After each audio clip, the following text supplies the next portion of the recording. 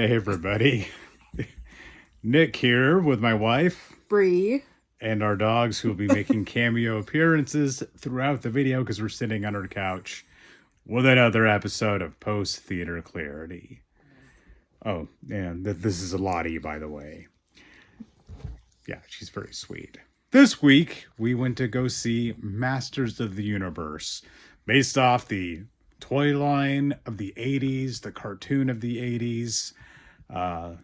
And it's such a huge part of my childhood. And, as a kid of the 80s, He-Man, come on. And let me tell you, I think they really did a great job of speaking to my inner child and nailing the look and feel of these characters. But first, I'm going to get Bree's take because she doesn't have quite the same history with He-Man I do. That's true. I only know of He-Man because I watched the Netflix She-Ra, and I have very limited, but I quite enjoyed it. I'm super glad that they didn't give him this super dorky haircut that he has in the old cartoons. The Prince Valiant haircut or the Von Yeah. Erich brothers haircut, whatever. Yeah. It was a little more tasteful. I thought it was a fantastic movie. I quite enjoyed it more than I thought I would. The storyline was very engaging. I loved all the costumes and the makeup and everything they did to make people look like they're different species and different things like that. I really enjoyed all of the cast, the main cast. I thought it was a pretty star-studded packed cast, and yeah, I really enjoyed it. It was a fun movie.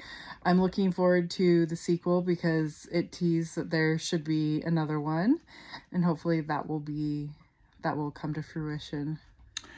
Yeah, the plot being that Skeletor attacks the castle on the planet Eternia and overthrows the king, and Adam, who later becomes He-Man, gets transported to Earth where he grows up, remembering his past, but he's talked about robots and talking tigers and swords and whatnot, so everyone just thinks he's crazy. So that was a fun part. But one thing it does well is it doesn't spend too long on Earth. I was kind of afraid that a large portion of the movie would take place on Earth, and then eventually they get to Eternia. No, the majority of this movie takes place on Eternia, which is great because Eternia looks great. It's very eye popping. You have so many interesting, colorful characters who they did such a good job of adapting them from the old toy line and the old cartoon.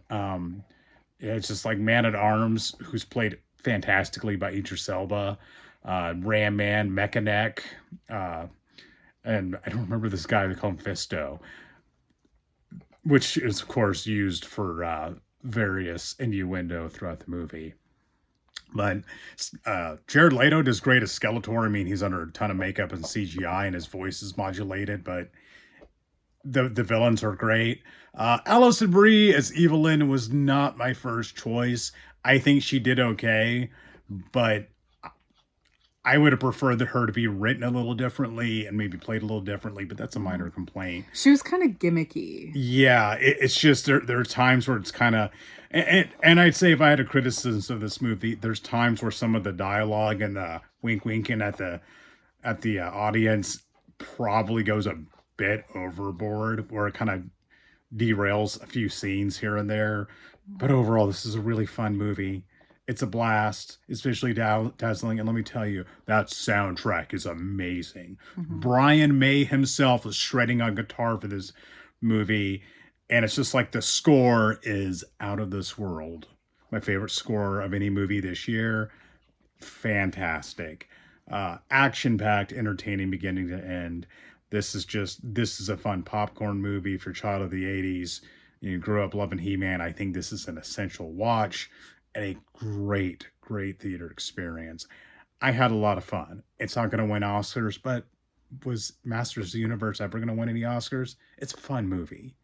So go watch it. You'll have fun. Any other thoughts? It's a weird thing to say, but they do kind of talk about mental health when it comes to men.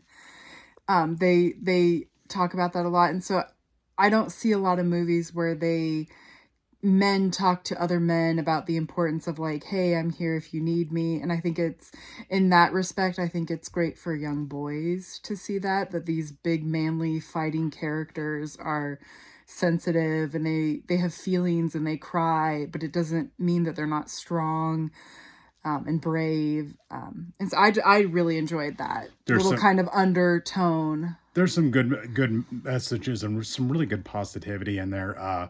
I'm not really familiar with the guy who plays Adam slash He-Man in the movie, but I think he had the look and he had the presence, and I think he did a great job.